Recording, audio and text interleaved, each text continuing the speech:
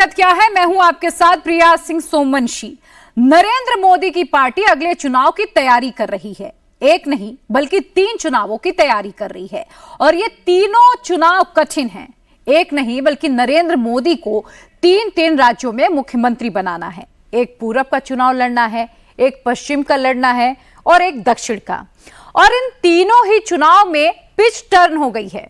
इन तीनों चुनाव में नरेंद्र मोदी को उम्मीद से कम वोट मिले हैं। बीजेपी ने अपनी टास्क फोर्स मैदान में उतार दी। अमित शाह को इन तीनों राज्यों की रणनीति तैयार करने के लिए भेजा जा रहा है। शिवराज सिंह चौहान को झारखंड भेजा गया। हेमंत बिस्वा शर्मा भी झारखंड की रणनीति ही बना रहे हैं। हरियाणा की धर्मेंद्र प्रधान को जिम्मेदारी सौंप दी गई है। भूपेंद्र यादव महाराष्ट्र को लीड कर रहे हैं। बीजेपी के नेता किस डेटा को सबसे ज्यादा पढ़ रहे हैं और डिकोड करने की कोशिश कर रहे हैं, वो सब कुछ आप समझिए इस रिपोर्ट के जरिए। अगर आज महाराष्ट्र, झारखंड, हरियाणा में चुनाव हो जाए तो क्या होगा? महाराष्ट्र में कौन बनेगा मुख्यमंत्री? झारखंड में क्या बीजेपी की सरकार आएगी? हरियाणा में क्या बीजेपी हैट्रिक लगाएगी?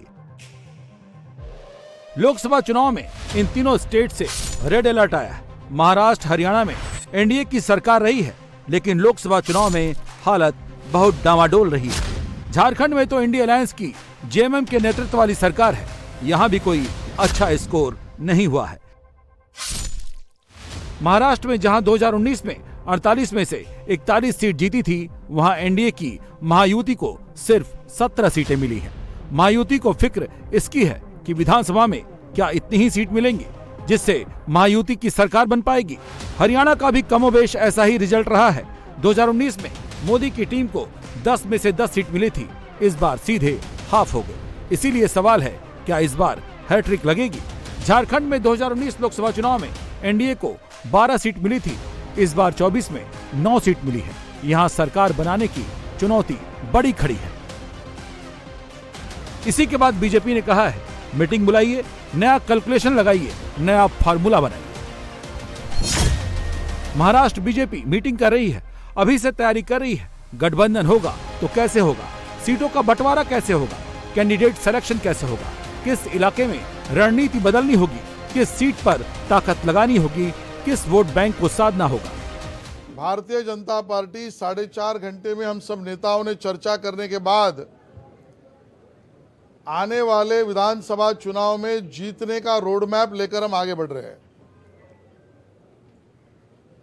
10 जुलाई तक 288 विधानसभा में 700 से भी ज्यादा मंडलों में प्रत्यक्ष रूप से फीडबैक और कार्यक्रम, इसकी रचना हमने सहयोगी दलों के साथ मिलकर तय की है। चुनाव हम सहयोगी दलों के साथ लड़ेंगे भी और जीतेंगे भी, और उसमें सभी का सहयोगी दलों के समर्थन को लेकर हम आगे बढ़ रहे हैं और इस विषय में विस्तृत चर्चा और निर्णय किए। कल जो महाराष्ट्र का बजट हुआ, उसका स्वागत महाराष्ट्र की जनता कर रही है, जिसका केंद्र बिंदु विद्यार्थी भी है, किसान भी है, हमारी माताओं बहनों का भी उसमें विश्वास है। हर गरीब, हर व्यक्ति का वहां पर कल्याण का विषय लेकर हमारा बजट है। उसके अभिनंदन का भी प्रस्ताव हुआ। तीसरी बार लगातार माननीय प्रधानमंत्री नरेंद्र मोदी जी के नेतृत्व में सरकार बनी, उसका अभिनंदन का प्रस्ताव हुआ। एक बड़ा अच्छा कार्यक्रम निचले जमीनी स्तर पर चुनाव की जीतने की रणनीति का लेकर हम आगे बढ़े। हम सरकार बनाएंगे और जनता की सेवा करेंगे। हरियाणा में चुनाव प्रभारी धर्मेंद्र प्रधान डटे हुए हैं, मीटिंग कर रहे हैं। अमित शाह पूरी स्ट्रेटजी को खुद लीड कर रहे हैं। बीजेपी अकेले लड़ेगी या किसी गठबंधन से जुड़ेगी? कौन सी खामी है? कहां चूक हुई है? पार्टी के भीतर क्या चल रहा है? कोई गुटबाजी है तो क्यों है? सब सुलझाने में लगे हैं। अक्टूबर महीने में हरियाणा का विधानसभा चुनाव होने वाला है।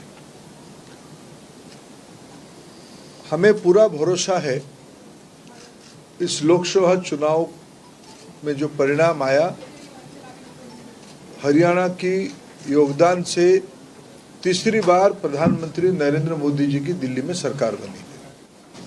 14, 19 और 24 तीनों लोकसभा के चुनाव में हरियाणा की जनता के आशीर्वाद से दिल्ली में एक उत्तरदायी सेवा की व्यवस्था बनी है।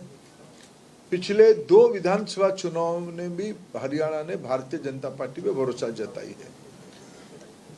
हमें पूरा भरोसा है अगले अक्टूबर महीने के उपरांत अंत तक तीसरी बार भारतीय जनता पार्टी की सत्ता भी वापसी होगी। मैंने कह भी दिया है, भारतीय जनता पार्टी यहां अपने निजी ताकत पे चुनाव लड़ेगी। राजनीतिक प्रस्ताव में हमने सबसे पहला काम किया, प्रदेश की जनता को आभार किया मोदी जी को तीसरी बार प्रधानमंत्री बनाने के लिए सहयोग करने में। और हमने राज्य की जो राजनीतिक हालत है, देश की जो राजनीतिक हालत है, उसमें हमारी प्रतिक्रिया बताई है और हमने भरोसा जताई है कि हमें पूरा विश्वास है प्रदेश की जनता तीसरी बार यहाँ प्रदेश में भारतीय जनता पार्टी की सरकार करेगी। भारतीय जनता पार्टी में जो आए वो भारतीय जनता पार्टी में है। जिन्होंने भारतीय जनता पार्टी की नीति, नियत और नेतृत्व पे समर्पित हुआ वो हमारे कार्यकर्ता है। बाकी सबसे हमारी बातचीत होती है। राव इंद्रजीत सिंह प्रदेश की बहुत बड़े नेता है, कल ही मैंने उनसे बात किया, कोई विषय नहीं। झारखंड में चुनाव प्रभारी शिवराज सिंह चौहान का दौरा लग चुका है। दूसरे प्रभारी हेमंत बिस्वा शर्मा कैंप कर रहे हैं। झारखंड की चुनौती और भी बड़ी है। आदिवासी इलाके में बीजेपी हार गई है। अब तो झारखंड मुक्ति मोर्चा के नेता हेमंत सोरेन जेल से भी बाहर आ गए हैं। वो सीधे चैलेंज कर रहे हैं।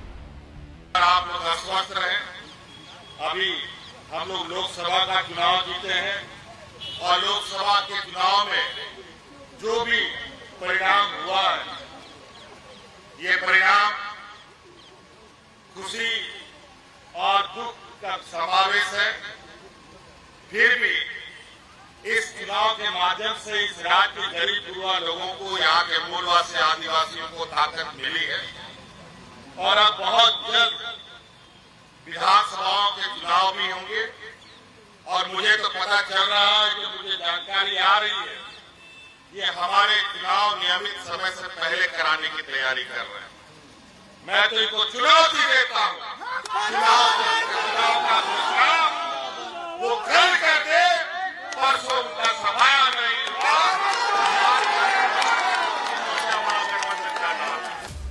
आने वाले 3 विधानसभा चुनाव को लेकर टीम मोदी एक्टिव ऐसे ही नहीं है। लोकसभा में तो 240 सीट बीजेपी ने तो सोचा तक नहीं था।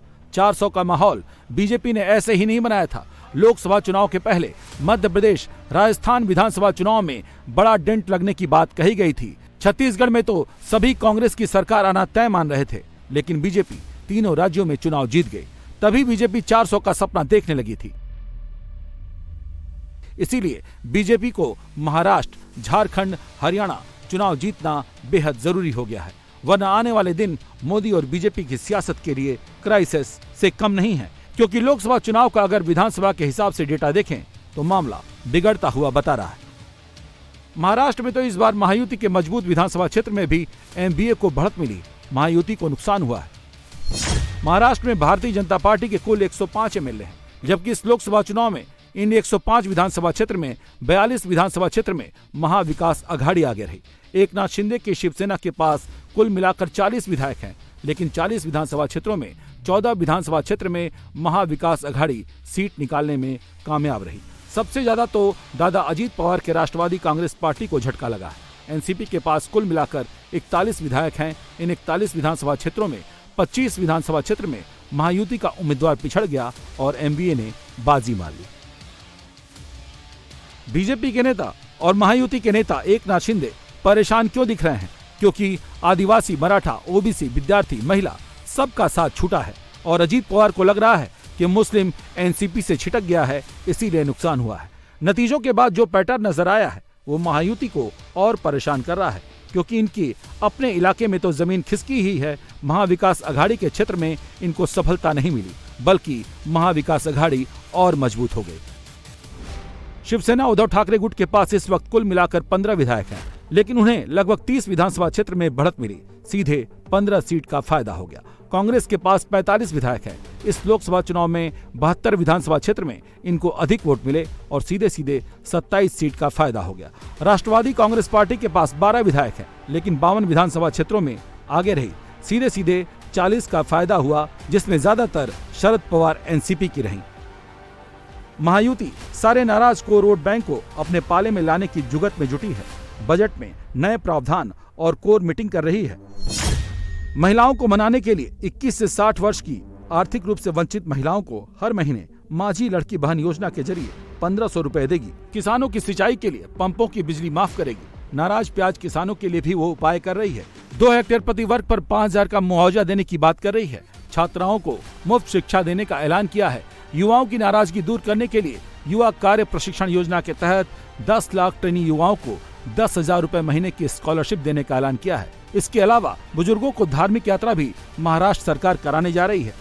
ये सब उसमें जैसे देखो हज यात्रा में जाते लोग, वैसे जैसे हिंदू है, क्रिश्चियन है, बौद्ध है और जैन है, ईसाई लोग हैं, ये सब है, सिख लोग हैं, और इनके जो तीर्थ क्षेत्र है जहाँ जहाँ उनको जाना है, ज्येष्ठ नागरिकों को जो उनको सभी को कैपेसिटी नहीं होती है जाने की, आर्थिक जो उनकी अड़चन है इसके वजह से, तो सरकार निश्चित रूप से इस मुख्यमंत्री तीर्थ दर्शन योजना को शुरू करेगी और हमारे ऐसे ज्येष्ठ लोग हैं उनकी यात्रा सुखकर कराएंगे। महाविकास अघाड़ी ने जो नैरेटिव महायुति के खिलाफ सेट किया, बीजेपी सबको जवाब देने की तैयारी कर रही है। इसके लिए बीजेपी ने मतदाताओं तक जाने का पूरा रोड मैप तैयार कर लिया है। महाराष्ट्र बीजेपी सारी योजनाओं को ग्राउंड तक बताने जा रही है। 10 दिनों में वो हर परिवार में जाएगी, हर समाज में जाकर योजनाओं को बताएगी। 778 मंडलों में मंडल स्तर पर ये बात करेगी। जिला स्तर पर भी कार्यक्रम का आयोजन होगा। 14 जुलाई को पुणे में अमित शाह बैठक करेंगे, जहां 4500 पार्टी के पदाधिकारी शामिल होंगे। बजट की जो केंद्र और राज्य सरकार की व्यक्तिगत लाभ की योजना है, आने वाले 100 दिनों में हम हर घर जाएंगे, हर परिवार में जाएंगे, हर समाज में जाएंगे और निश्चित रूप से समाज का हिस्सा बनकर हम काम करेंगे। 778 मंडलों में हम लोग जाएंगे। आने वाले 10 दिनों में 778 पदाधिकारी कार्यकर्ता जाएंगे। मंडल स्तर पे भी बात करेंगे, हमारी जो रचनाएं हैं। जिला स्तर भी हमारे इस विषय भी चर्चा करेंगे और उसके बाद 14 तारीख को पुणे में एक हमारे महाराष्ट्र प्रदेश की 4-4.5 हज़ार कार्यकर्ताओं की पदाधिकारियों की बैठक होने जा रही है। दिन भर की बैठक है, 10 बजे शुरू होगी, 5 बजे तक चलेगी और इस बैठक में जो हमने कुछ एजेंडा तय किया है, तो इस बैठक का समापन अमित भाई करें, अमित भाई शाह जी करें, ऐसी हमने उनको विनती की है और निश्चित रूप से मुझे लगता है माननीय अमित भाई आएंगे, वो बैठक का समापन भी करेंगे। बीजेपी की चिंता इसलिए है क्योंकि लोकसभा चुनाव में जैसा सोचा था उसके उलट रिजल्ट आया। बजट में जिन लोगों के लिए शिंदे सरकार योजना लाई है, उन्हीं की नाराजगी सबसे ज्यादा बताई गई है। महाराष्ट्र के लोकसभा चुनाव के डेटा को डिकोड करने पर पता चला कि 288 विधानसभा क्षेत्र में महायुति 125 पर ही लीड करती दिख रही है और महाविकास अघाड़ी 156 पर और अन्य 7 पर। उस हिसाब से बीजेपी और महायुति के लिए विधानसभा चुनाव कतई आसान नहीं है। रीजन वाइज डेटा कहीं खुशी तो कहीं गम बीजेपी के लिए ला रहा है।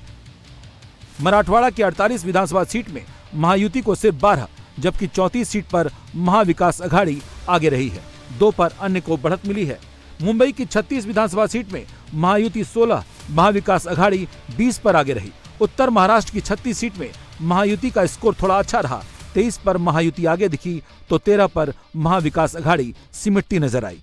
थाने कोंकण की 42 सीट में 29 पर महायुति को बढ़त दिखी, 13 पर महाविकास अघाड़ी, जबकि विदर्भ की 60 सीट पर महायुति को 20 और 40 सीट पर महाविकास अघाड़ी बाजी मारती नजर आई। उसी तरह पश्चिम महाराष्ट्र की 66 सीट पर सिर्फ 25 पर महायुति को बढ़त मिली है, जबकि 36 पर महाविकास अघाड़ी आगे है, 5 पर अन्य आगे है।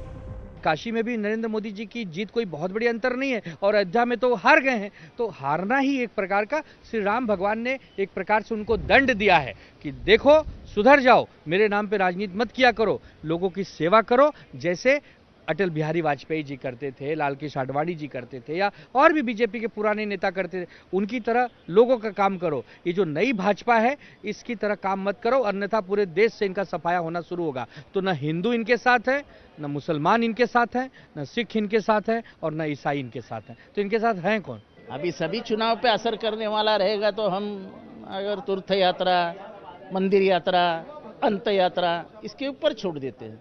आप नौकरी मत दो, आप कोई लोगों को सहारा मत दो, माए बाप सरकार करके काश्तकारों की तरफ मत देखो, कुछ भी मत करो, अरे खाली इसी घोषणा करते रहो। सरकार का कहना है कि जो बजट में हमने ऐलान किया है आम लोगों के लिए उसका बहुत फायदा हमें आगामी चुनाव में हो सकता है, क्योंकि जनता की अरे जब तुम ये लिखते हो कि इसका मूल्यमापन नहीं किया है, इसका सुसूत्रीकरण नहीं किया है, हम इसको मूल्यमापन करके सुसूत्रीकरण करके एक समिति हमको बताएगी क्या करना है, तब आपका अर्थ संकल्प कितना झूठा है। ये हुआ कैसे? बीजेपी और महायुति को इतना डेंट लगा कैसे? दरअसल महायुति को ओबीसी और मराठा आरक्षण के मुद्दे से भी काफी डेंट हुआ और महाविकास अघाड़ी मोदी और शिंदे सरकार के खिलाफ संविधान बचाओ और आरक्षण बचाओ वाले नैरेटिव बनाने में कामयाब रही। महायुति के इस आने वाले चुनाव में, विधानसभा चुनाव में, महायुति में हम सब लोग अच्छे से चुनाव लड़ने का प्रयास करेंगे और मुझे विश्वास है जिस प्रकार से मोदी जी के नेतृत्व की केंद्र सरकार और महाराष्ट्र की हमारी सरकार, ये डबल इंजन सरकार जो है, दिल्ली सरकार और महाराष्ट्र की सरकार, ये डबल इंजन सरकार हम जो काम कर रही है और आगे भी काम करेगी आने वाले 24 से 29, क्योंकि डबल इंजन सरकार ही महाराष्ट्र को न्याय दे सकती है। और महाविकास आघाड़ी को वोट देना यानी मोदी जी की योजना बंद करनी है। महाविकास आघाड़ी को वोट देना यानी मोदी सरकार की अनाज की योजना रहे, हमारे बहनों के लिए जो योजना बनाई है वो सारी बंद हो जाएगी। महाविकास आघाड़ी का एजेंडा एक ही है, मोदी जी की योजना को रोको। और मुझे लगता है जिस प्रकार से महाविकास आघाड़ी के नेताओं ने जो झूठ फैलाया गया, जो झूठा प्रचार किया लोकसभा में, जैसा बहनों को कहा गया कि हर महीने हम खटाखट 8,500 देंगे और मोदी ये देंगे, तो हर सांसद ने वहाँ पर वोट लिया है, झूठ बोलकर वोट लिया है। जो लोगों ने झूठ बोलकर वोट लिया है उस वोटों में भी हम जाएंगे और जो पर्दाफाश करेंगे महाविकास आघाड़ी और इंडिया आघाड़ी। इसीलिए बीजेपी विधानसभा चुनाव से पहले मराठा और ओबीसी आरक्षण से जुड़े नेताओं से भी कांटेक्ट कर समाधान निकालने में जुटी है। ओबीसी आरक्षण को बचाने के लिए ओबीसी नेता लक्ष्मण हाके ने 10 दिनों तक अनशन किया तो महायुति के नेता उनसे भी मिले। उधर मराठा नेता मनोज जरांगे पाटिल ऐलान भले कर चुके हैं कि अगर आरक्षण की मांग पूरी नहीं हुई तो आने वाले विधानसभा चुनाव में मराठा समाज के उम्मीदवार को उनकी तरफ से उतारेंगे। अंदर खाने बीजेपी और महायुति के नेता मनोज जरांगे पाटिल से भी मिल रहे हैं। कहा तो ये जा रहा है कि विधानसभा चुनाव से पहले मराठा आरक्षण का भी बीजेपी और महायुति समाधान निकाल लेगी। जनता के हित के लिए फिर महायुति की सरकार आएगी तो डबल इंजन की सरकार होगी। एक तरफ मोदी जी रहेंगे, एक तरफ महायुति का मुख्यमंत्री रहेगा, जनहित में निर्णय होंगे और हमने जो योजनाएं बनाई है वो योजनाओं की जिम्मेदारी हमारी ही रहेगी, नहीं तो ये कहेंगे कि हम बंद कर देंगे। ठाकरे की महत्वाकांक्षा आपको लग रहा है महाविकास आघाड़ी को ले डूबेगी? भैया ये तो 19 में हमने देखा है ना भैया, तो मौसम बदल सकता है, व्यक्ति का चरित्र नहीं बदल सकता। 3 विधानसभा चुनाव बीजेपी के लिए जीतना बेहद जरूरी है क्योंकि इसके नतीजे बीजेपी के लिए सिर्फ आंकड़ों तक सीमित नहीं होंगे। ये लोकसभा चुनाव के नतीजों पर मरहम का काम भी करेगी और बीजेपी की भविष्य की सियासत का रास्ता भी खोलेगी। इसीलिए बीजेपी ने अपने बड़े बड़े सुरमाओं को हरियाणा की 90 सीट पर जीत का बेस तैयार करने के लिए उतार दिया है। लीड रोल में केंद्रीय शिक्षा मंत्री धर्मेंद्र प्रधान, हरियाणा बीजेपी के चुनाव प्रभारी सह प्रभारी विप्लव कुमार देव, पैच मुख्यमंत्री नायब सिंह सैनी, केंद्रीय मंत्री मनोहर लाल खट्टर भी हैं। इन सभी ने अमित शाह के साथ रणनीति पर काम करना शुरू कर दिया है। प्रदेश की जनता को आभार प्रकट किया गया है मोदी जी की तीसरी पारी के सहयोग के लिए और अपील किया गया है अगले बार संगठन जाएगी जनता के पास, हमारे प्रतिनिधि जाएंगे जनता के पास, सर्व समाज के विश्वास लेते हुए हम तीसरी बार भी प्रदेश की जनता की विश्वास जीतेंगे। हरियाणा बीजेपी के लिए मुश्किल क्यों है? क्योंकि लोकसभा चुनाव के डेटा कुछ और कहानी बयां कर रहे हैं। इसीलिए बीजेपी अपने इस मजबूत किले पर पूरी ताकत लगा रही है। हरियाणा लोकसभा चुनाव के नतीजे के हिसाब से विधानसभा में कांग्रेस 44 विधानसभा सीट पर लीड कर रही है, जबकि बीजेपी 42 पर और आप 4 पर। हरियाणा बीजेपी में पार्टी गुटबाजी चुनौती है, जाट वोट भी फैक्टर है, किसान की नाराजगी भी मुद्दा है। इसीलिए हेड कमांडर अमित शाह कार्यकर्ताओं में जान फूंकने के लिए 2 दिन की प्रदेश कार्यकारिणी की बैठक में आए हैं, जिसमें उन्होंने किस तरह से हैट्रिक लगानी है उसके पूरे रोड मैप पर काम शुरू कर दिया है। देखो, चुनाव चैलेंज है। भारतीय जनता पार्टी चुनाव को चैलेंज मानती है। नगर पंचायत की चुनाव हो या देश की राष्ट्रपति जी की चुनाव। भाजपा के बारे में तो ये कहा जाता है तो चुनावी मशीन है, लोग 24/7 चुनाव के बारे में चिंता करते हैं। इसलिए मैं चुनाव को चैलेंज नहीं मानता हूं, ऐसा नहीं है। लेकिन जो प्रतिद्वंदी है, सिर्फ मैं एक वित्तीय चुनाव के आंकड़े पे रणनीति नहीं बनाता। नीति दिखना पड़ता है, विश्वसनीयता दिखना पड़ता है, राजनीतिक हालत दिखना पड़ता है। मेरे बहुत आकलन प्रारंभिक है। मैं कभी हरियाणा, मेरे को पार्टी ने इस बार अवसर दिया एक अच्छे प्रांतों में काम करने का। हरियाणा में बहुत अनुभवी लोग हैं। हरियाणा में भारतीय जनता पार्टी नई नहीं है। पिछले 10 साल में तो हमने यहाँ दायित्व में रहा है। हमारी सर्वोच्च नेता आदरणीय प्रधानमंत्री नरेंद्र मोदी जी शायद हरियाणा की विधानसभा स्तर के कार्यकर्ताओं को व्यक्तिगत रूप में। झारखंड भी कम चुनौती नहीं है। पिछली बार लोकसभा चुनाव में 12 सीट जीती थी, इस बार 3 सीट कम होकर बीजेपी को 9 सीट मिली है। आदिवासी क्षेत्र में तो बीजेपी का खाता नहीं खुला है, इसीलिए झारखंड में बीजेपी ने शिवराज सिंह चौहान और हेमंत बिस्वा शर्मा को लगाया है। झारखंड में केंद्र और विधानसभा की सियासत दोनों अलग है। वो बात दूसरी है कि लोकसभा चुनाव की कसौटी पर बीजेपी को फायदा ज्यादा दिख रहा है, लेकिन चिंता इस बात की है कि आदिवासी क्षेत्र में बीजेपी को बड़ा घाटा हो रहा है। आंकड़े बता रहे हैं कि एनडीए 81 सीट में से 50 सीट पर लीड कर रही है, जबकि इंडिया गठबंधन 29 सीट पर, जेबीकेएसएस 2 सीट पर, जबकि आदिवासियों की 28 विधानसभा सीट पर एनडीए को सिर्फ 5 पर बढ़त मिलती दिख रही है, जबकि इंडिया अलायंस को 23 पर। झारखंड में आदिवासी वोटर बहुत बड़ा फैक्टर है, इसीलिए हेमंत बिस्वा शर्मा भी कैंप कर रहे हैं तो आदिवासियों से मीटिंग कर रहे हैं। झारखंड का जो समाज व्यवस्था है उसमें आदिवासी समाज का एक बहुत बड़ा भूमिका है। आदिवासी समाज का जो मूलभूत समस्या है उनको हमें एड्रेस करना है। चुनाव का मैनिफेस्टो बन रहा है। मैं कोशिश कर रहा हूँ समझने के लिए कि कैसे हम आदिवासी समाज का अस्मिता, इकोनॉमिक, सोशल, पॉलिटिकल डेवलपमेंट में काम कर सको, कैसे बीजेपी उसमें भागीदारी दे सकता है। इसीलिए मैं आज समाज का कोई लोगों से मिला, शाम में भी मिलने का कोशिश करूंगा और कोई जगह में जाने का भी कोशिश करूंगा। अब आसाम के मुख्यमंत्री आए हुए हैं दादा। आसाम के मुख्यमंत्री आए हैं, अच्छा है, वो सैर सपाटा कर ले। यहाँ बहुत तीर्थ स्थल है, वो घूम घाम करके आराम से जाए। उनके राज में भी हम लोग जाते हैं, उनका राज में भी तीर्थ स्थल है, माँ का दरबार है, हम लोग वहाँ भी मत्था टेकने जाते हैं। हमारे यहाँ भी बहुत ऐसे स्थान है, वो मत्था टेके और सैर सपाटा करके जाए, अच्छा लगेगा उनको। बीजेपी ने आदिवासी जेएमएम के नेता हेमंत सोरेन के भ्रष्टाचार के मुद्दे को उठाया। हेमंत सोरेन जेल भी गए, लेकिन अब वो जमानत पर छूट चुके हैं। हेमंत सोरेन इसे आदिवासी अस्मिता से जोड़ रहे हैं और खुद को पीड़ित बता रहे हैं। आप बहुत जल्द राज्य में और देश के अंदर में एक ऐसा बड़ा बदलाव देखने को मिलेगा जहां गरीब गुरुआ लोगों की आवाज सुनी जाएगी। आज सड़क से लेकर सड़क तक हम लोग ऐसे षड्यंत्रकारियों का हम लोग मुंहतोड़ जवाब देंगे कि उनको भी पता चलेगा कि आखिर गरीब गुरुओं से लड़ने का अंजाम क्या होगा। धन बल के दम पर आज बहुमत होने के बावजूद भी अपने व्यापारी सहयोगियों के साथ मिलकर सत्ता में काबिज हो रहे हैं। लेकिन ये थोड़ा सूरज चांद को बादल से आप थोड़े देर जरूर ढक सकते हैं, लेकिन हमेशा चांद सूरज नहीं ढक सकते।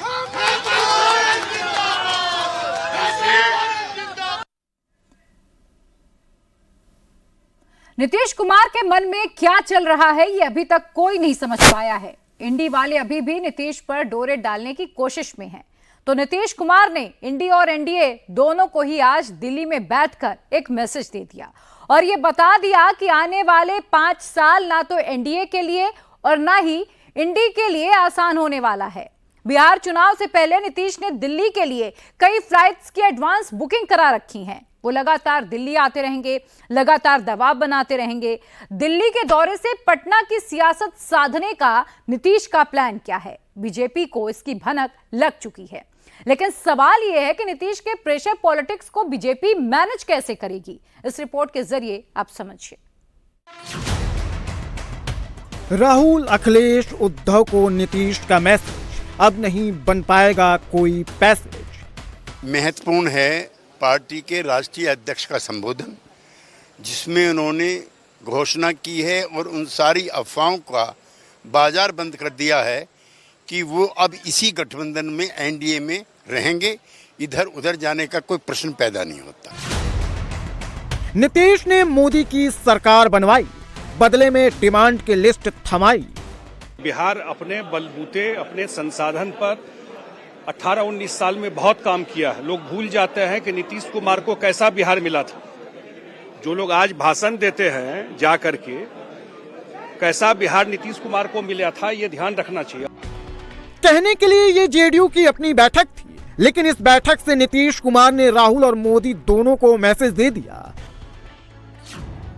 दिल्ली में बैठक कर नीतीश ने इंडी की सरकार बनाने के मुंगेरी लाल के हसीन सपने को तोड़ दिया, तो मोदी सरकार को डिमांड की नई लिस्ट थमा दी।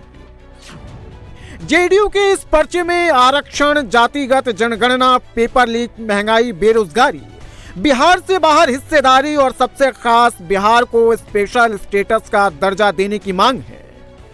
4 जून के बाद से ही जेडीयू के नेताओं ने विशेष राज्य वाला नैरेटिव ऑन कर दिया था। अब नीतीश कुमार ने मोदी सरकार को केंद्र में समर्थन देने का रिटर्न गिफ्ट मांग लिया है। विशेष राज्य का दर्जा, आखिरी सवाल, विशेष राज्य का दर्जा उसके लिए पहले से भी लड़ते रहे हैं और उसको पूरा किया जाए, उसके लिए भी प्रयास करते रहे। लोग कह रहे हैं कि मुमकिन नहीं है, सरकार पर दबाव बनाया जा रहा है बस। नहीं, इसमें तो पूरा एनडीए पहले से भी साथ रहा है। देगी सरकार विशेष राज्य का दर्जा? हमें उम्मीद है। राजनीति मेवा के लिए नहीं, सेवा के लिए है और एनडीए गठबंधन के साथ हम रहेंगे, यह भी तय हुआ। और साथ ही साथ जो बिहार को विशेष राज्य का दर्जा अथवा विशेष पैकेज की जो अवधारणा है, वो हमारी मांग है, हमारा अनुरोध है। इस बार बीजेपी 240 के साथ भले ही सबसे लार्जेस्ट पार्टी है, लेकिन 272 के पार रहने के लिए उसे नीतीश के 12 सांसदों की जरूरत हमेशा रहेगी। 12 सांसदों के दम पर ही नीतीश को लगता है कि इस बार बिहार को विशेष राज्य का दर्जा मिल जाएगा। सवाल यह है कि स्पेशल स्टेटस है क्या? क्यों इसकी मांग इतना बड़ा मुद्दा बन गया है? अगर बिहार को यह मिलता भी है तो क्या बदलेगा? और अभी तक बिहार को विशेष राज्य का दर्जा क्यों नहीं मिला? नीतीश कुमार 2005 से बिहार को विशेष राज्य का दर्जा देने की मांग कर रहे हैं। 4 बार नीतीश बिहार में बीजेपी के साथ सरकार बना चुके हैं। इस बार भी बीजेपी के साथ सरकार में है, लेकिन तब भी बिहार को विशेष राज्य का दर्जा नहीं मिला। विशेष राज्य का दर्जा देने के लिए एक मानक तय किया गया है। जो राज्य इस फॉर्मूले में फिट बैठते हैं, उन्हें विशेष राज्य का दर्जा केंद्र सरकार दे देती है। विशेष राज्य के लिए पहाड़ी इलाके का होना, कम जनसंख्या या फिर राज्य के बड़े इलाके में जनजातीय आबादी का होना जरूरी है। अंतर्राष्ट्रीय सीमा से सटा होना, आर्थिक और आधारभूत संरचना में पिछड़ापन और राज्य के पास संसाधन के साथ आमदनी की कमी होना है। और जो राज्य इस फॉर्मूले में फिट बैठते हैं, उन्हें विशेष राज्य का दर्जा दे दिया जाता है। अभी तक 11 राज्यों को विशेष राज्य का दर्जा मिला है। इनमें से ज्यादातर पहाड़ी या फिर अंतर्राष्ट्रीय सीमा से सटे राज्य हैं। जेडीयू के नेताओं की दलील है कि 2001 में जब बिहार का बंटवारा हुआ तो मिनरल्स के साथ इंडस्ट्री वाला पूरा इलाका झारखंड में चला गया, जिसके कारण बिहार की आमदनी एकदम कम हो गई, विकास पर ब्रेक लग गया। सवाल यह है कि विशेष राज्य का दर्जा मिलने पर बिहार को क्या फायदा मिलेगा? तो सुनिए, जिन राज्यों को विशेष राज्य का दर्जा मिला है उन्हें केंद्रीय योजनाओं के लिए केंद्र सरकार को 90% बजट का भुगतान करना पड़ता है, जबकि अन्य राज्यों में केंद्रीय योजना को लागू करने के लिए केंद्र सरकार 60 से 75% ही धनराशि देती है, बाकी पैसा राज्य सरकार को खर्च करना पड़ता है। इसके अलावा एक वित्तीय वर्ष में खर्च नहीं किए गए धन अगले सत्र में समाप्त नहीं होते हैं, बल्कि ट्रांसफर हो जाता है। विशेष दर्जा वाले राज्य को एक्साइज ड्यूटी, कस्टम ड्यूटी, आयकर और कॉर्पोरेट टैक्स में भी छूट मिलती है। साथ ही केंद्र के कुल बजट का 30% हिस्सा विशेष राज्यों के लिए रखा जाता है। मतलब साफ है कि अगर बिहार को विशेष राज्य का दर्जा मिलता है तो राज्य की आर्थिक हालात सुधरेंगे और बिहार सरकार पर आर्थिक बोझ कम होगा, क्योंकि बिहार में उद्योग नहीं होने के कारण सोर्स ऑफ इनकम कम है, जबकि खर्च ज्यादा। और यही कारण है कि नीतीश कुमार स्पेशल स्टेटस की मांग कर रहे हैं। बिहार में आर्थिक असमानताएं ज्यादा हैं, रोजगार की कमी के कारण लोगों का आर्थिक विकास नहीं हो पा रहा है। उत्तरी क्षेत्र बाढ़ से तो दक्षिणी क्षेत्र को हर साल सूखे की समस्या से दो चार होना पड़ता है। यहाँ एक बड़ी आबादी गरीबी रेखा के नीचे है। विकास यानी इंफ्रास्ट्रक्चर खड़ा करने के लिए पैसा नहीं है। बिहार में न तो उद्योग है न ही मिनरल्स, जिसके कारण आमदनी नहीं हो पाती। आमदनी कम होने के कारण विकास पर खर्च भी कम होता है। बिहार स्पेशल स्टेटस के ज्यादातर मापदंड को पूरा करता है। नेपाल से इसकी अंतर्राष्ट्रीय सीमा भी लगती है, लेकिन कुछ ऐसे मानक हैं जिसके कारण बिहार को विशेष राज्य का दर्जा अभी तक नहीं मिला है। विशेष राज्य के लिए तय किए गए मानकों के मुताबिक बिहार पहाड़ी इलाकों और भौगोलिक रूप से कठिन क्षेत्रों की आवश्यकता को पूरा नहीं करता है, और यही कारण है कि अभी तक बिहार को विशेष राज्य का दर्जा नहीं मिला है। जेडीयू की बैठक में विशेष राज्य के अलावा जातिगत जनगणना और आरक्षण की भी शोर सुनाई दी। जेडीयू की इस बैठक में फोकस भी आरक्षण पर ही था, जिसे नीतीश कुमार ने बढ़ाकर 65% किया, लेकिन हाईकोर्ट ने उसे रद्द कर दिया।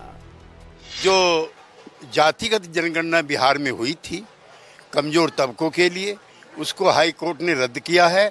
पार्टी उसके लिए सुप्रीम कोर्ट में जाएगी, सरकार बिहार की। जनगणना के बाद जो पटना उच्च न्यायालय ने आरक्षण के बिहार फॉर्मूले को नामंजूर किया है, उस पर पुनर्विचार याचिका दायर करने के लिए हम जा रहे हैं। पार्टी ने इसका अनुमोदन किया, समर्थन किया। जो आरक्षण का इशू है उस पर सुप्रीम कोर्ट अब जेडीयू सरकार जाएंगे और हम लोग कॉन्स्टिट्यूशन के जो उसका जो संविधान की 9वीं अनुसूची है उसमें शामिल कराने की मांग भी करते हैं। जाति आधारित गणना जो बिहार ने किया है वह हम केंद्र सरकार से अनुरोध करते हैं कि 9वीं अनुसूची में उसको डालिए, और हम अभी माननीय सर्वोच्च न्यायालय जो पटना उच्च न्यायालय ने जो फैसला दिया है उसके खिलाफ हम माननीय सर्वोच्च न्यायालय जाएंगे। बिहार में जाति के नाम पर चुनाव में गोलबंदी की सियासत पुरानी है। बिहार में अगड़े बीजेपी के वोटर हैं तो दलित पिछड़े नीतीश के वोटर हैं। बिहार में 215 जातियां हैं, इसमें 27% ओबीसी, 36% अति पिछड़ा यानी ईबीसी, 19% एससी, एसटी की आबादी 1.68% है और जनरल कैटेगरी की आबादी 15.52% है। 2023 में नीतीश कुमार की सरकार जातिगत जनगणना कराई। इसके बाद आबादी के आधार पर संशोधन कर आरक्षण के कोटे को बढ़ा दिया गया। अति पिछड़ों को अलग से आरक्षण दिया गया, लेकिन 20 जून 2024 को पटना हाईकोर्ट ने इसे रद्द कर दिया। बिहार सरकार ने राज्य में आरक्षण की सीमा 50% से बढ़ाकर 65% कर दी थी। वहीं इसमें सामान्य आर्थिक रूप से पिछड़े ईडब्ल्यूएस का 10% कोटा जोड़े तो कुल आरक्षण 75% हो जाता है। नीतीश कुमार की सरकार ने सीधी भर्तियों में यानी नौकरियों में 65% सीटें आरक्षित कोटे की कर दी गई थी, जबकि ओपन मेरिट कैटेगरी में महज 35% सीटें ही बची थी। आरक्षित 65% में से अति पिछड़ा वर्ग यानी ईबीसी के लिए 25%, पिछड़ा वर्ग के लिए 18%, अनुसूचित जाति के लिए 20% और अनुसूचित जनजाति के लिए 2% सीटें आरक्षित रखने का प्रावधान था। लोकसभा चुनाव में जेडीयू के लिए यही सबसे बड़ा विनिंग फैक्टर बना, लेकिन 20 जून को हाईकोर्ट ने इसे रद्द कर दिया। अब 2025 में बिहार में विधानसभा का चुनाव है। ऐसे में जेडीयू जातिगत जनगणना कराने और इसे 9वीं सूची में डालने का दबाव केंद्र सरकार पर बनाने लगी है।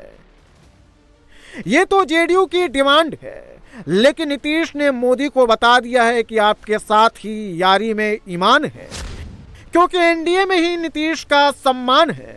बिहार में परफॉर्मेंस का स्ट्राइक रेट भी कमाल है। बिहार में 40 में से 30 सीटों पर एनडीए जीती थी। इसमें चिराग पासवान की पार्टी का स्ट्राइक रेट 100% है, तो बीजेपी और नीतीश की पार्टी का स्ट्राइक रेट 75% था। बीजेपी पूरे देश में लार्जेस्ट पार्टी है, तो जेडीयू और एलजेपी क्षेत्रीय पार्टियां हैं। दोनों का वजूद बिहार से जुड़ा हुआ है, तो दोनों बिहार की बात कर रहे हैं। बिहार में रोजगार की बात कर रहे हैं, विकास और उद्योग की बात कर रहे हैं। शनिवार को नीतीश दिल्ली में थे तो चिराग पासवान बिहार में थे, और दोनों मोदी की लाइन पर ही बात करते हुए दिखाई दे रहे हैं। दोनों के एजेंडे में बिहार फर्स्ट है। और नीतीश कुमार ने संजय झा को कार्यकारी अध्यक्ष बनाकर इंडी से लेकर एनडीए तक को मैसेज दे दिया है। नीतीश जी कई तरह के मामलों में व्यस्त हैं, जिसमें सरकार भी है, आने वाला चुनाव भी है। लिहाजा उन्होंने अपने काम के बंटवारे के लिए श्री संजय झा जी सदस्य राज्यसभा को पार्टी का कार्यवाहक अध्यक्ष घोषित किया है। का जो काम रहा है बिहार में, उसी काम को लेकर के अन्य प्रदेश में भी हम लोग जाएंगे, और एक बड़ी जिम्मेदारी मुख्यमंत्री जी ने, हमारे राष्ट्रीय अध्यक्ष ने दी है। मैं उनके प्रति कृतज्ञता व्यक्त करता हूं कि हमको इतनी बड़ी जिम्मेवारी पार्टी का उन्होंने दिया है, और निश्चित रूप से ये पार्टी एक राष्ट्रीय स्तर पर अपना पहचान बनाएगा, ये प्रयास रहेगा। संजय झा नीतीश कुमार के भरोसेमंद साथी हैं, तो बीजेपी नेताओं से भी उनके अच्छे संबंध हैं। बीजेपी और जेडीयू के बीच गठबंधन के सूत्रधार भी संजय झा ही बताए जाते हैं, और संजय झा को कार्यकारी अध्यक्ष बनाकर नीतीश ने बीजेपी से रिश्ते सुधारने की सबसे बड़ी कोशिश की है। संजय झा दिल्ली में मोर्चा संभालेंगे, बीजेपी से तालमेल बैठाएंगे, तो नीतीश कुमार बिहार को संभालेंगे, क्योंकि 2025 में बिहार में विधानसभा चुनाव है। और नीतीश कुमार का यह फैसला बता रहा है कि अब न तो नीतीश कुमार पलटी मारने वाले हैं, न ही इंडी का 2029 चुनाव से पहले सरकार बनने का सपना साकार होने वाला है। बिहार में विधानसभा की 243 सीटें हैं। 2025 में अक्टूबर-नवंबर में चुनाव होगा। 2020 में बीजेपी बिहार में 85 विधानसभा सीटें जीतकर सबसे बड़ी पार्टी बनी थी। आरजेडी को 75 सीटें मिली थी, तो जेडीयू को सिर्फ 45 सीटों पर ही जीत मिली थी। लेकिन नीतीश कुमार इस बार सीटों के नंबर को बढ़ाने की कोशिश में है, क्योंकि लोकसभा चुनाव में विपक्ष मजबूत होकर उभरा है, और बिहार में डबल इंजन वाली सरकार की गाड़ी फंस न जाए, सभी का फोकस बिहार पर ही है। बिहार में बीजेपी पहले से ही ग्राउंड पर काम कर रही है। चिराग पासवान 2022 से ही बिहार में अलग अलग क्षेत्रों में पार्टी को मजबूत बनाने में जुटे हैं, और नीतीश कुमार का भी पूरा फोकस ग्राउंड पर है, जेडीयू को मजबूत करने पर है। नीतीश कुमार जी के नेतृत्व में 2025 का चुनाव लड़ा जाएगा। इसकी घोषणा न सिर्फ प्रधानमंत्री ने की है, बल्कि राज्यों के जो प्रदेश पार्टी अध्यक्ष हैं भाजपा के, और सदन के जो नेता हैं दोनों, वो सार्वजनिक तौर पर ही घोषणा कर चुके हैं। लिहाजा मैं इस बहस को यहाँ विराम देना चाहता हूँ कि नेतृत्व को लेकर के कोई विवाद बिहार के अंदर है। नीतीश कुमार जी न सिर्फ जेडीयू के, बल्कि संयुक्त जो एनडीए है उसके सर्वमान्य नेता हैं।